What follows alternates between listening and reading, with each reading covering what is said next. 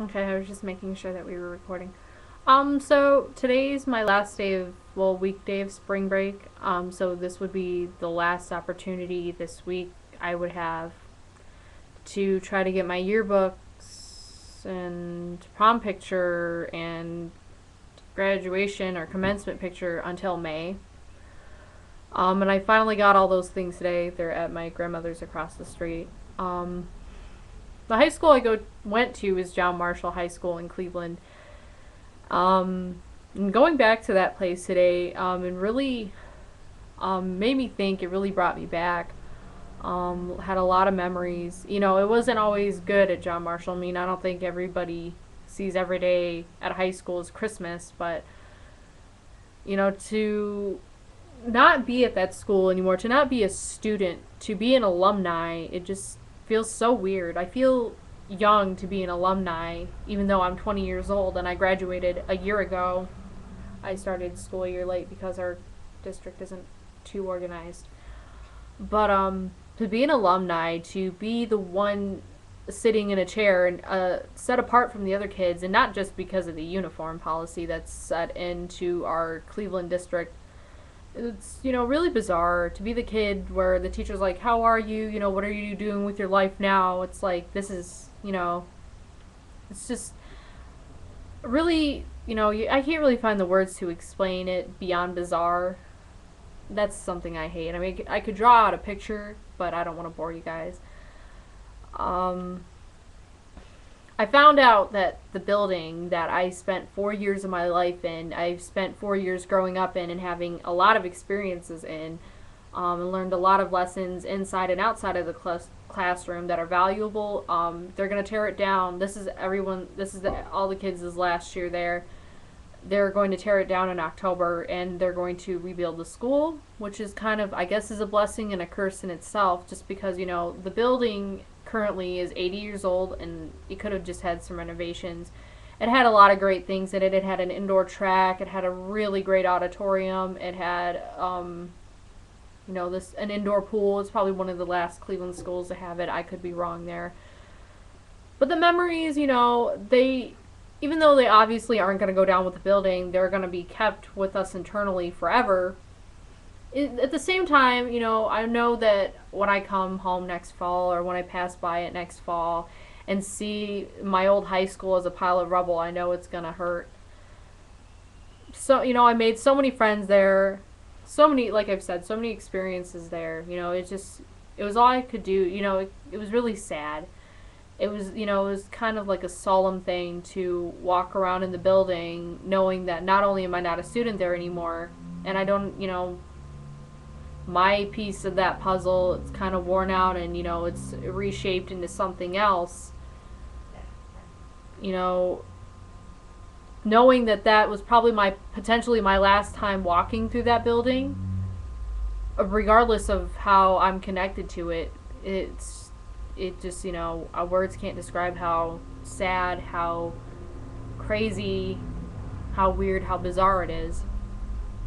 Um, you know, I looked through my yearbook. A lot of people I miss. You know, I saw a picture of one of my friends, and my friend Jesse. He was one of my friends for 4 years. I have many friends who were friends of mine since freshman year, and we'll probably be connected through Facebook, through telephone calls, text messages for the rest of our lives.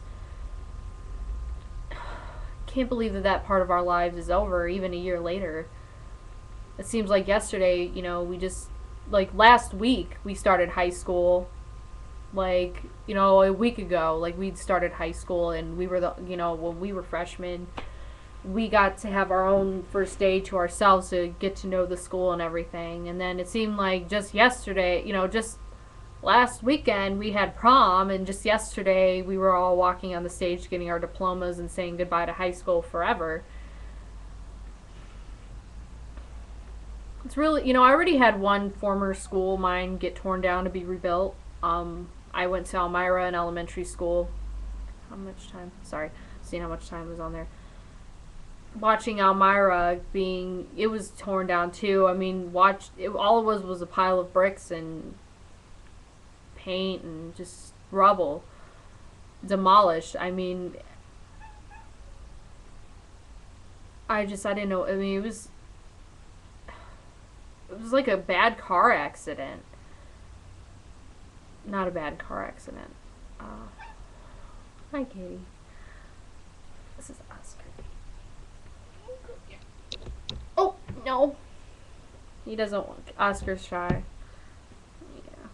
But yeah, to see Elmira as a pile of rubble kind of like took my breath away for a moment. Like, I grew up there too. And it's in a pile, of nothing but rubble anymore. I mean, they can rebuild the school and they can tear it down. They can't take the memories away. But at the same time, it's just scary. I guess it's scary and shocking to see something in a pile like that. And it's happening again with my high school. And I just, I just don't know what to say. Then I talked to one of my favorite teachers. I have quite a few favorite teachers from John Marshall, enough to count at least on my first 5 fingers. One of them was Mrs. Donna Rice. I've been connected with her since my junior year of high school. She's like a second mom, second grandma to me, so very blessed to have had time spent with her in John Marshall. We kept in touch throughout the rest of my high school career. I was actually on my local news about 2 years ago. Channel 8 has this Pay It Forward program, and I was on that because her husband, Lee, he had a stroke, and different things were going wrong with that, and I took to Fox 8 to try to help her, and $400 may not have been much, but it certainly went a long way. Unfortunately, I came to find out about 2 months ago through a phone call from, well, actually a month and a half ago, from one of my close friends. Her husband Lee passed away on Super Bowl Sunday. She's been hit hard there. And then when I went to visit her today, I found out that she was diagnosed with cancer. And, I've been questioning off and on throughout my adolescence and my early adulthood the reasons why good people such as Mrs. Rice have to go through such terrible things. I mean, I want to believe the theory that you're only given what you can handle. But I'm not sure, because I look at it in a different angle, and this woman, it's a wonder she hasn't broken in half. I mean, I have to give her credit for the strength that she has. But I know that when I came home and taking all this stuff in between, my old school being torn down, one of my favorite teachers, and actually one of my heroes, not just a teacher, suffering through a lot. I mean, it just, I had to take a moment and break down myself in the car. It was all I could do to keep my composure staying in the building, and then when all this came together, I broke down and cried. It just, broke my heart. It's amazing how things can change in the blink of an eye. It's amazing what time can do. It's amazing,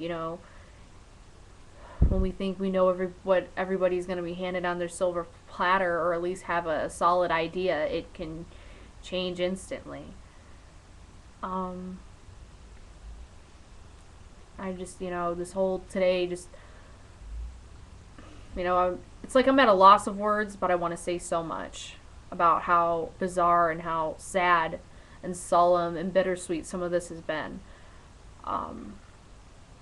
So I don't know, if you're a former John Marshall High School student or whatever, if you know somebody who is, if you happen to catch this, maybe if you want to reply either with a video response or with a text comment, whatever, do so, please. I'm encouraging it. I want to see what other people are thinking.